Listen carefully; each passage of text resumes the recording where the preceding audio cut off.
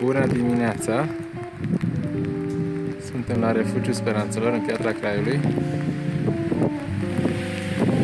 Vremea e incredibil de urâtă comparativ cu prognozele anunțate.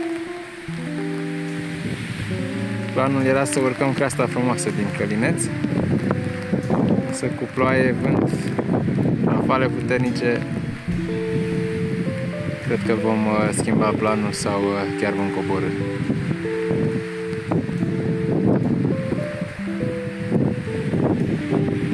Lume multă la refugiu și hamace și corturi. În imagine muchia dintre țimbale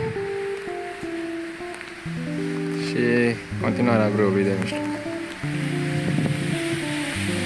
Să aveți o zi mai frumoasă ca a noastră. Back to nature.